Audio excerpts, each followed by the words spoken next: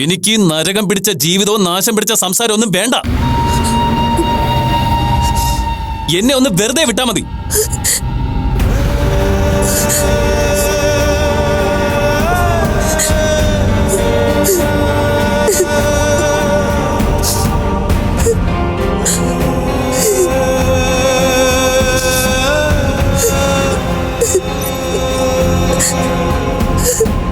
സാരംഗിന്റെ കാര്യത്തില് താൻ എന്നോട് ഒരു കള്ളവും പറഞ്ഞിട്ടില്ലേ? നിങ്ങൾ തമ്മിൽ കണ്ടില്ലേ, സംസാരിച്ചില്ലേ? അതിന്റെ പേരിൽ സാരംഗ് വീട്ടിനകത്ത് ബഹളം ഉണ്ടാക്കിയില്ലേ? അങ്ങനെ ഒരു ഉറപ്പ് കിട്ടി അല്ലേ? എന്നെ പോലെ ഗതികെട്ടവന്മാർക്ക് ജീവിതം പറഞ്ഞിട്ടില്ല. എന്നെ ഒന്ന് വെറുതെ വിട്ടാ മതി.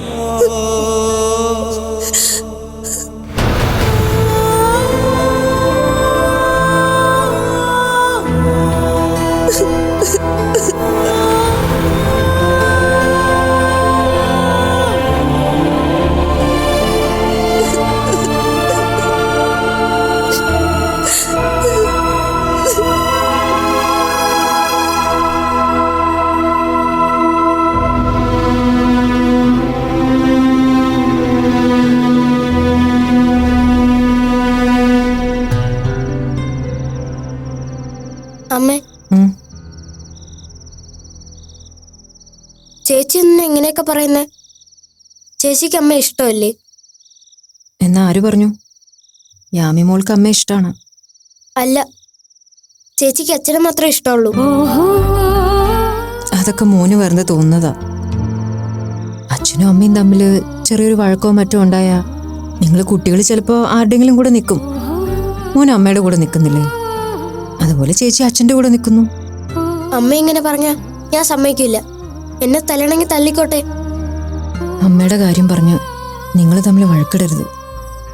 അപ്പൊ അമ്മയ്ക്കല്ലേ വിഷമം? അമ്മയെ വിഷമിപ്പിക്കുവോ? ആരൊക്കെയോ അമ്മയിൽ നിന്ന് അകന്നു പോകുന്നുണ്ട്. ആരെയൊക്കെയോ അമ്മയ്ക്ക് മനസ്സിലാക്കാൻ പറ്റാതായിരിക്കുന്നു. എനിക്ക് പേടിയാവുന്നമ്മേ. എന്തിന്? അറിഞ്ഞൂടാ. ഉറങ്ങിക്കോ. മോന്റെ മനസ്സിലൊരു പേടിയും തട്ടാതെ അമ്മ കാത്തോളാം.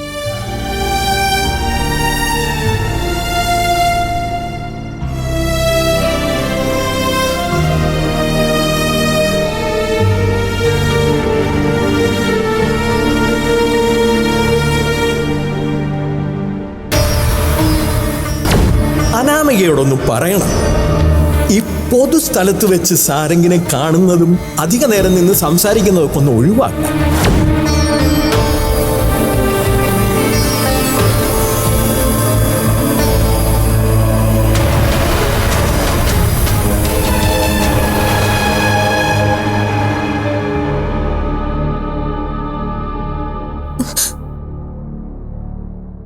ഞാൻ അപ്പുറത്തെ മുറി കിടന്നോളാം. ഞാൻ കൂടെ കിടക്കുന്നത് രഞ്ജിത്തിന് ചിലപ്പോൾ നാണക്കേടായിരിക്കും. എല്ലാം മതിയായെന്ന് രഞ്ജിത്ത് പറഞ്ഞില്ലേ? ആ വാക്കുകളൊന്നും പോയിട്ടില്ല. എന്റെ നെഞ്ചിൽ തന്നെയുണ്ട്. I am sorry Ranjith. ഇനി ഞാൻ രഞ്ജിത്തിനെ ബുദ്ധിമുട്ടിക്കില്ല. നിൽക്ക്. ആർക്കും ബുദ്ധിമുട്ടാവാതെ സ്വയം ഒതുങ്ങിക്കൂടി കഴിയാനാ ഇനി എന്റെ തീരുമാനം. മുറി മാറിക്കിടന്ന് സ്വയം താഴാൻ നിൽക്കണ്ട. താഴ്ചകൾ ഇനി എന്റെ മാത്രം അവകാശമാണ്. ഞാൻ തന്നെ മാറിക്കിടന്നോളാം.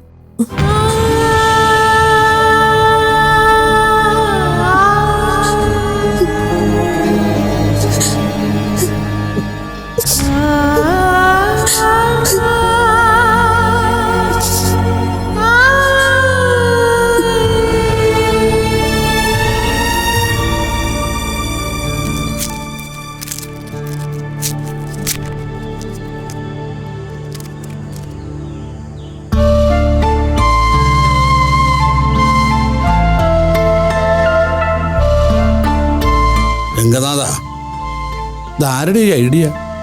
എന്റെ പൊന്നു ഫാദറെ, പ്രവാസ ജീവിതം കഴിഞ്ഞ് ഇനി ഈ നാട്ടിൽ സുഖമായി ജീവിക്കാമെന്ന് പറഞ്ഞു വന്നതാ ഞാൻ. അപ്പോഴാ സ്നേഹമോളുടെ കൽപ്പന. ഇങ്ങനെ ഇരുന്ന ശരീരം കേടാവും, എക്സസൈസിന് ഇറങ്ങണം, ഓടണം, ചാടണം, തലകുത്തി മറിയണം എന്നൊക്കെ പറഞ്ഞ്. ഇതാവുമ്പോ ചുമ്മാ തട്ടിക്കളിച്ചാ മതിയല്ലോ. അതുകൊണ്ട് ഞാനങ്ങ് സമ്മതിച്ചു.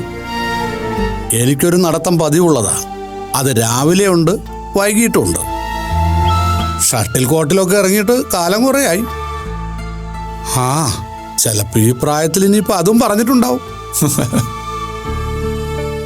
ആ അത് പോട്ടെ, ഈ കളിക്കളത്തിലേക്ക് നമ്മളെ കൊണ്ടുവന്നവരൊക്കെ എവിടെ? പിന്നെ എന്തൊക്കെയുണ്ട് വിശേഷം? രംഗനാഥ, പറയുന്നുണ്ടൊന്നും തോന്നരുത്.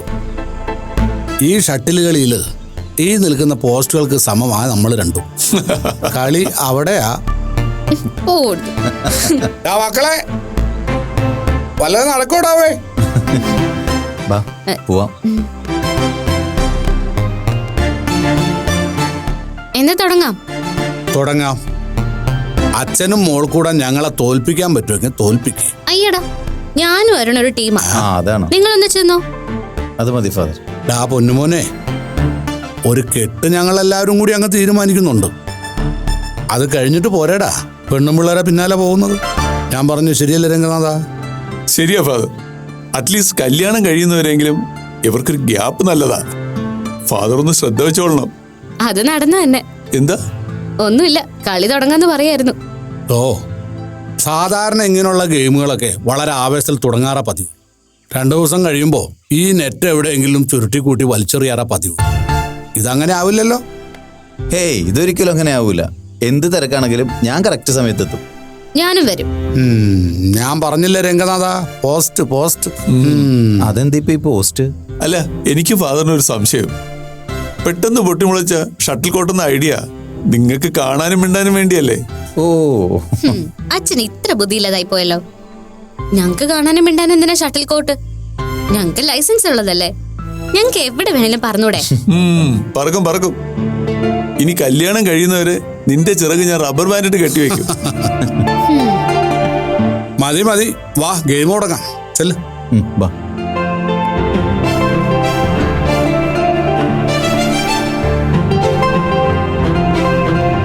തുടങ്ങാം.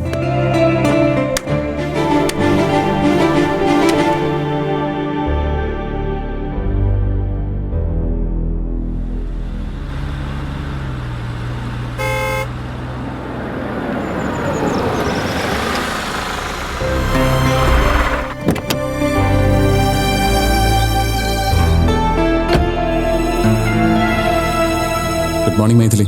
Good morning. എന്താ രാവിലെ തന്നെ? അനാമിക അടുക്കളയിലാണോ? അയാൾ എഴുന്നേറ്റിട്ടില്ല. എഴുന്നേറ്റിട്ടില്ലേ? എന്താ പറ്റിയേ?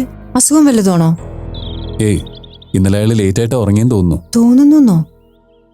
അനാമിക ലേറ്റ് ആയിട്ട് ഉറങ്ങിയാലും ഇല്ലെങ്കിലും അത് രഞ്ജിത്തിനെ കൃത്യമായിട്ട് അറിയേണ്ടതല്ലേ? ഞങ്ങൾ ഇന്നലെ ആദ്യമായിട്ട് 2 മുറിയിലാണ് ഉറങ്ങിയത്. തനിക്ക് ചായ വേണ്ടേ? വേണ്ട, രഞ്ജിത്ത് തന്നെ ഉണ്ടാക്കണ്ടേ? അത് സാരമില്ല. വേണ്ടെന്നേ. എന്തു പറ്റി രഞ്ജിത്ത്? സാഹചര്യങ്ങൾ അങ്ങനെയൊക്കെയാ. പണ്ടത്തെ പോലെ സംസാരങ്ങൾ ചിരിയിൽ അവസാനിക്കുന്നില്ല, വഴക്കിലാ തീരുന്നത്. ഏതോ അന്ന് പറഞ്ഞ കാര്യങ്ങൾ കേട്ട ആദ്യ നിമിഷത്തില് എനിക്ക് മണ്ടത്തരമെന്നാ തോന്നിയത്. പിന്നെ അതെന്നെ കുറച്ച് ബുദ്ധിമുട്ടിക്കാൻ തുടങ്ങി. എന്റെ കോംപ്ലക്സ് ആണെന്ന് ആരോപിക്കാം, പക്ഷെ ചില കാര്യങ്ങള് പൊറുക്കാൻ പറ്റാത്തതായിട്ടുണ്ട് മൈഥിലി. യഥാർത്ഥത്തില് ഞാനിപ്പോ വന്നത് അനാമികയെ കണ്ട് എന്റെ ചില സംശയങ്ങൾ തീർക്കാനാ. എന്തു പറ്റി? രഞ്ജിത്ത് എന്റെ പൊസിഷൻ ഒന്ന് ആലോചിച്ച് നോക്ക്. എന്റെ ഭർത്താവ് എന്നെ വേണ്ടാന്നാ പറയുന്നത്. എത്രയും പുരോഗമിച്ച ഈ സമൂഹത്തില് എനിക്കതിന്റെ കാരണം അറിയില്ല എന്ന് പറയുന്നത് ഇത്ര മോശമാണ്. എന്റെ ഭാഗത്ത് ഒരു കാരണങ്ങളും ഇല്ലാതെ ഞാൻ എന്താ ചിന്തിക്കേണ്ടത്? സാരംഗ് മനസ്സിൽ എന്തോ ഒരു തീരുമാനം എടുത്തു വെച്ചിട്ടുണ്ടാവുന്നല്ലേ? സത്യം പറഞ്ഞ സാരംഗിനെ സംശയിക്കാൻ എനിക്കറിയില്ല. അല്ലെങ്കിൽ പണ്ട് മുതലേ സാരംഗ് പറഞ്ഞ കാര്യങ്ങളൊക്കെ ഞാൻ ഓർത്തു വെച്ചേനെ. ഓഫീസിൽ ഇടപഴകുന്ന സ്ത്രീകള്, ഇൻവെസ്റ്റ്മെന്റിന്റെ ഭാഗമായിട്ട് കാണേണ്ടി വരുന്നവര്, അവരുടെയൊക്കെ പേരും അഡ്രസ്സും ഞാൻ മനസ്സിൽ കുറിച്ചേനെ. പക്ഷെ ഇല്ല രഞ്ജിത്ത്, അങ്ങനെയൊന്നും ഒരു ചാൻസ് ഇല്ല. എനിക്കറിയില്ല എന്നെയും തന്നെയും ഒരുപോലെ ശ്വാസം മുട്ടിക്കുന്ന ഈ പ്രശ്നത്തിന്റെ പരിഹാരം. I have to clear that. ഇന്നെനിക്കത് അനാമികയിൽ നിന്ന് തന്നെ കേൾക്കണം. ഞാൻ അവളോട് സംസാരിക്കുന്നതിൽ കുഴപ്പമുണ്ടോ? ഇല്ല. Thank you Ranjith.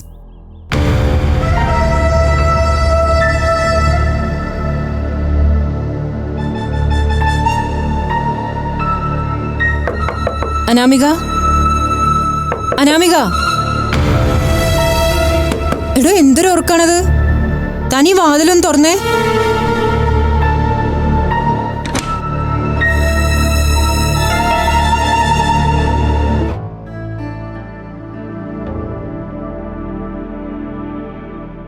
അനാമിക,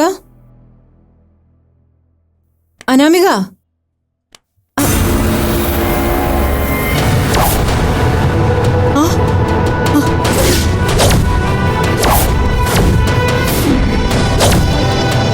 രഞ്ജിത്ത്, രഞ്ജിത്ത്, രഞ്ജിത്ത് ഒന്ന് പെട്ടെന്ന് വാ.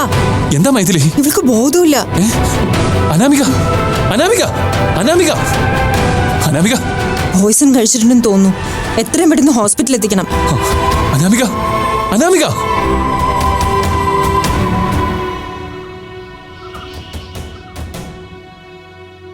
ആ രഞ്ജിത്തില്ലേ, സാരംഗിന്റെ കൂട്ടുകാരൻ, അവന്റെ ഭാര്യ ആത്മഹത്യക്ക് ശ്രമിച്ചു. എപ്പോ? ഇന്ന് രാവിലെയാണ് കണ്ടത്. ഓ, ഹോസ്പിറ്റലിലേക്ക് കൊണ്ടുപോയിട്ടുണ്ട്. അല്പം കുഴപ്പമാണെന്നാ പറഞ്ഞു കേൾക്കുന്നത്.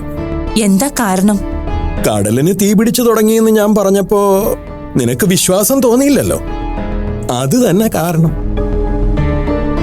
സാരംഗും മൈഥിലിയും തമ്മിൽ പരിഹരിക്കാനാവാത്ത പ്രശ്നം.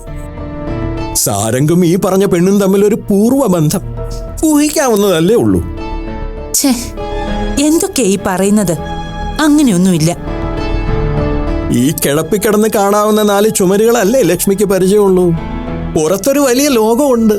അവിടെ നടക്കുന്ന വിചിത്രമായ കാഴ്ചകളുണ്ട്. ആ പെണ്ണ് ചത്താലും ശരി ജീവിച്ചാലും ശരി, ഇത് കുറെ പേരെ കൊല്ലും. പോയി പോയി മനുഷ്യത്വം ഇല്ലാതായി അല്ലേ? മനുഷ്യത്വം എന്നാ ഇല്ലാണ്ടായത്? എന്റെ മോൻ മരിച്ചു കിടക്കുന്നത് കാണുന്നത് വരെ എന്റെ മനസ്സിൽ മനുഷ്യത്വം ഉണ്ടായിരുന്നു. പിന്നെ ഞാനതെടുത്ത് ഒരു ഭാഗത്ത് ഒതുക്കി വെച്ചു. അവനൊരു പടുമരണം വന്നത് അവന് മനുഷ്യത്വം ഉണ്ടായതുകൊണ്ടാ. അങ്ങനെ ഒരുപാട് മരണങ്ങൾ നടക്കാനുണ്ട്. ഇതതിന്റെ തുടക്കമാ. ഒരു വിത വിതച്ചിട്ട് അത് മുളച്ചു പൊന്തി അല്പം കൂടി വളർന്ന് പൂവും കായും ഒക്കെ വരുമ്പോ മനസ്സിന് കിട്ടുന്നൊരു സന്തോഷമില്ലേ ലക്ഷ്മി? ഞാനത് അനുഭവിച്ചുകൊണ്ടിരിക്കുക. എനിക്കിതൊന്നും കാണണ്ട. എന്നെ ദൈവം ഒന്ന് അങ്ങോട്ട് വിളിച്ചാ മതി. വിളിക്കില്ല. വിളിക്കാൻ തീരുമാനിച്ചാലും വിട്ടുകൊടുക്കില്ല. പോകുമ്പോഴേ നമുക്ക് ഒന്നിച്ചു പോവാം. അവിടെ ചെല്ലുമ്പോ നമ്മുടെ മോൻ നമ്മളോട് വിശേഷം ചോദിക്കും. അപ്പൊ അവനോട് പറയാനുള്ള ആദ്യത്തെ വിശേഷം എന്താണെന്നറിയോ? നിന്നെ ഇല്ലാതാക്കിയവനെ ഒന്നും അല്ലാതാക്കിയിട്ട അച്ഛനും അമ്മയും തിരിച്ചു പോകുന്നത്. ഇനി ഇവിടുന്ന് അങ്ങോട്ട് കളി മുറുകുക. കളിക്കാൻ ഭ്രാന്ത് പിടിച്ച കുറെ ആളുകളും കളിയുടെ ചരട് ഈ കുട്ടിച്ചന്റെ കയ്യിലും. റൂം നമ്പർ 503 എവിടെയാ? 5ാമത്തെ ഫ്ലോറിലാ. എടോ, ഞാനൊരു കാര്യം ചോദിക്കട്ടെ? എന്താ സർ? ആ സൂയിസൈഡ് അറ്റംപ്റ്റ് നടത്തിയ പേഷ്യന്റ് ഉണ്ടല്ലോ, അനാമിക, അവര് സാരംഗിന്റെ എക്സ് ലവർ അല്ലേ? എനിക്കറിയില്ല സർ. എനിക്കറിയാം. ഇവര് സാരംഗ്, ഇവരുടെ ഭർത്താവ് രഞ്ജിത്ത്, ഇവർ ഒരേ സമയം ഒരേ ക്യാമ്പസിൽ പഠിച്ചിരുന്നവരാ. എടോ, കോളേജിൽ പഠിക്കുന്ന സമയത്തെ ഈ സാരംഗും അനാമികയും തമ്മിൽ മുട്ടം പ്രേമമായിരുന്നു. അത് കഴിഞ്ഞാണ് രഞ്ജിത്തിനെ അവർ വിവാഹം കഴിച്ചത്. അതിൽ തന്നെ എന്തോ ഒന്നില്ലേ? അല്ല, താനൊന്ന് ആലോചിച്ച് നോക്ക്. നമ്മുടെ കൂട്ടുകാരൻ സിൻസിയറായി പ്രേമിച്ചിരുന്ന ഒരു പെണ്ണിനെ നമ്മൾ കയറി കല്യാണം കഴിക്കൂ? സർ പ്ലീസ്, ഒരു പേഷ്യന്റിനെ കുറിച്ച് ഇത്രയും കാര്യങ്ങളൊക്കെ ചർച്ച ചെയ്യുന്നത്.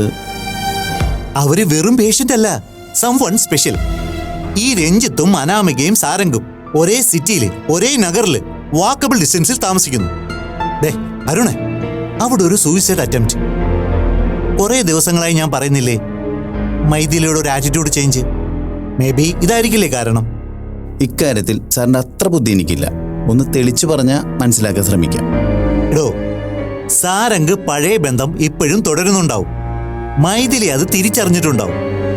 അതിന്റെ പേരില് 2 കുടുംബങ്ങളും തമ്മിലുണ്ടായ സംഘർഷത്തിന്റെ ബാക്കി ഭാഗമാണിതെങ്കിലും.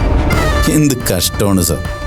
ഇങ്ങനെ ഒരു പ്രൊഫഷനിൽ ഇരുന്നിട്ട് അന്യന്റെ കുടുംബത്തെക്കുറിച്ച് കഥകളൊക്കെ മെനഞ്ഞെടുത്ത് അതിലൊക്കെ സന്തോഷിക്കാന്നൊക്കെ പറഞ്ഞ തനിക്കിതൊക്കെ അറിയാം.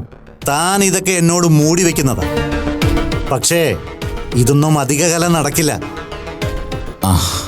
സാറ് കുറച്ച് പത്രമാധ്യമങ്ങളൊക്കെ വിളിച്ചു വരുത്ത്.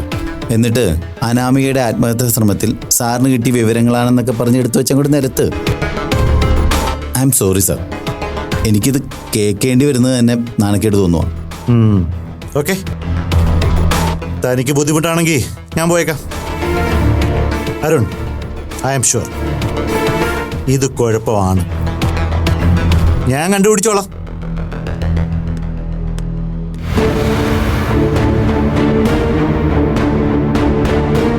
കഷ്ടം.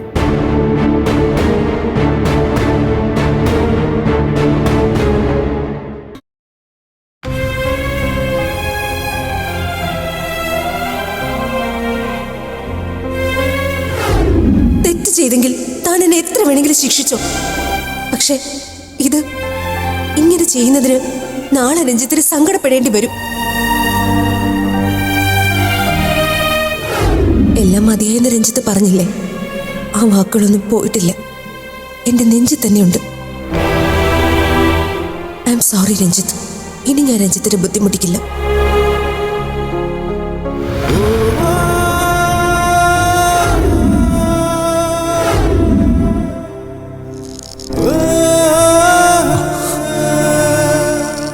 എങ്ങനെയുണ്ട് അവൾക്ക്?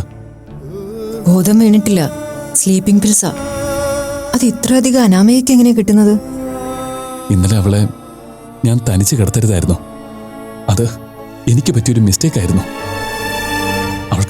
അവൾക്കൊന്നും ആവില്ലല്ലോ അല്ലേ? ജീവനാപത്തൊന്നും ഉണ്ടാവില്ല. പക്ഷേ എന്തെങ്കിലും സൈഡ് ഇഫക്ട്സ് ഉണ്ടാവുമെന്ന് അവൾ ബോധത്തിലേക്ക് തിരിച്ചു വന്ന് അവളെ പരിശോധിച്ചതിന് ശേഷമേ പറയാൻ പറ്റൂ.